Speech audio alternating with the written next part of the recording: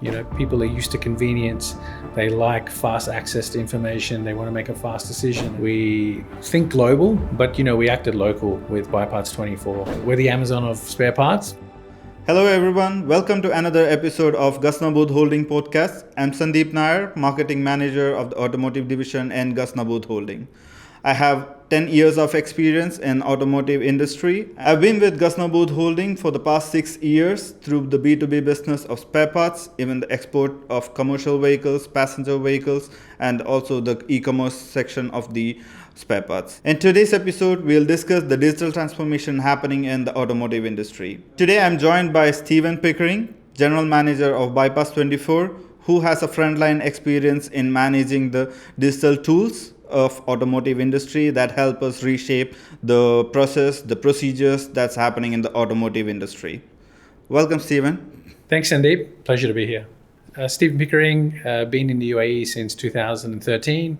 Always been involved in the automotive industry. My background is after sales, so everything from dealer management on the after sales side all the way to import and export of accessories. And more recently, with BuyParts24, being part of the project since we started back in 2021 to take the physical digital. Thank you, Stephen, for the brief intro. And we'll start off with the conversation of how the automotive industry is currently managing with the expectations of a digital transformation. How do you think the transformation is taking place in the automotive industry? I believe it's changing rapidly. And I think, when we think about digitalization and transformation, it's across our lives. People are used to convenience. They like fast access to information. They want to make a fast decision. And I feel that some of the other platforms that we're used to using on a daily basis, whether that's, ordering F&B products, whether that's services, I think, we like to teleport that convenience and speed of response into other aspects. Automotive is no different. It's a complex car park out there, and it's only getting more and more complicated. And through digitization, we can enable our garage networks to be more equipped to serve their customers, to grow their business in new directions faster. So I think the beauty of digitization and transformation, as it's associated, is it benefits everybody in the value chain. So in the end, the customer wants a faster response. They want the best service level, the best quality, the best price. On the other hand, when it comes to the manufacturers, the brands, distributors, and because we see both sides, we see the supplier side and we see the customer side. On the supplier side, they want nothing more than to also grow their presence, their distribution, make sure that their product ranges are reaching all of the corners of distribution where they should be, being presented in a way that is effective for customers to decide and accept their brand. Digitization moves that faster than anything in terms of digital flows, user experiences, and I think also in addition to that, you can measure fast feedback. When things have reached a certain channel, when they haven't. And I think this all helps us, adopt strategy and make things, better, more efficient for all. So does that mean bringing all of this together in one ecosystem, does that mean we'll have a better efficiency or a better workflow process? Or how does it alter the automotive industry? If it's to the supplier, it'll be of a enhanced efficiency. If it's to the customer, it's of a better delivery time. What do you think about that?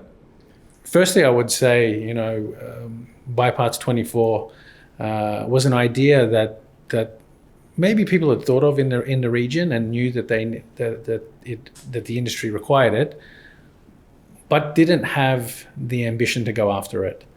The group was ready to go after that with so much legacy experience in automotive, and our advantage is we were the first mover.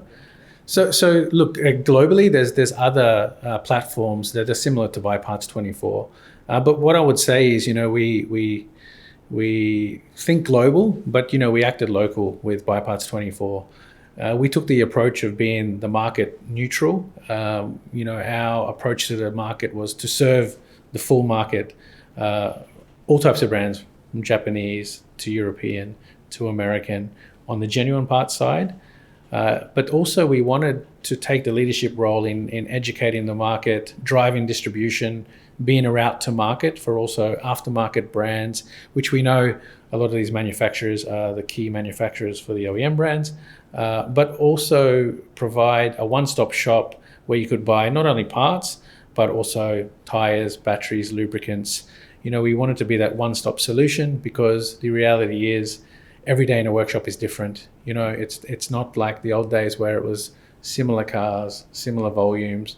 I mean, I've been in workshops where I always count the number of brands, Exactly. And for me, I just see potential, and look at how we position our portfolio to support that. Because, even if each vehicle in a workshop requires, I don't know, even 5 parts, some of these workshops have 20 cars to 100 cars, times that by 5, and you see the immense opportunity. And what we do is we bring all that together, and we can be that one-stop solution. So instead of having multiple channels to search and discover what parts you need, if it's available, what the price is, when can I get it delivered, we can consolidate all of that. Not only from the big investments and positions we take on our own stock, but we also consolidate, with our sellers, and we help them improve their service delivery because we consolidate that and support our customers. What we've seen with BuyParts24, and as the name suggests, the platform is there 24 hours a day, and our different users can access, discover different aspects of the site any time. We still believe the market relies on a physical touch point, to a level, although we see that changing, and we see, BuyParts24 as an overlay to that. What we see across the business is depending on the buyer persona, which, refers to the different categories that we have.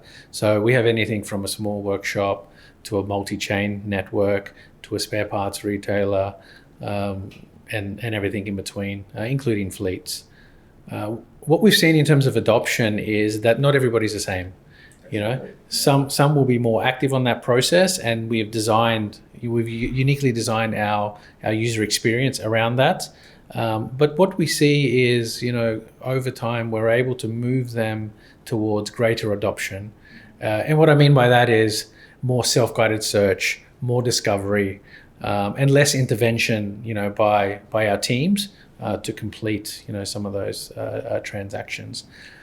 That's when I talk about buy parts, where our customers are purchasing, ordering, and searching for parts. On the other side, so we also have a lot of internal products. So you talk about adoption, and being a very digital first, data driven company. Everything we do is managed and measured, and we qualify things that we've built. So we have a lot of internal apps. We have a salesperson app. We have our own custom logistics app that handles our first mile and last mile. And even within that, our role is to drive internal adoption of those systems because they're all connected. What I would say though is the market is moving towards digital adoption. I think, as also younger people enter the industry with different levels of education and understanding, they are more digital native. Look, I think BuyParts24, I always call it, it's a route to market, physical, digital. But our role is not just sales. It's also marketing, it's teaching, it's training, it's logistics. It's all of these things to make sure that the right products are landing in the right positions across the market. So talking about digital tools, from the present scenario, I can see a lot of websites or a lot of tools for vehicles, which like the third-party websites like Dubizzle, Dubicars. But when I get onto like a spare parts industry, which is within the automotive industry, I barely see any digital tools or digital websites that help the suppliers or help the customers to like browse through or to have the services through. What do you have a say in that? So I think it comes back to us being a first mover and being a neutral player. For example, we're not restricted by a particular brand or category focus. If you look at the current distribution landscape, there's big family groups or big players that have a basket of brands that they've had for a long time. So their focus has always been that. Whereas for us, we kind of sit above that layer, and for us, we're agnostic of which brands, which categories. Our role is to map the market and make sure that we have the most solutions in the one place. So it's a great opportunity for us. We're still really the leading player on that. It's not like Amazon has Noon, for example. We still believe we have a leadership position in this. So basically, it's like you want to have a Google of auto spare parts, right?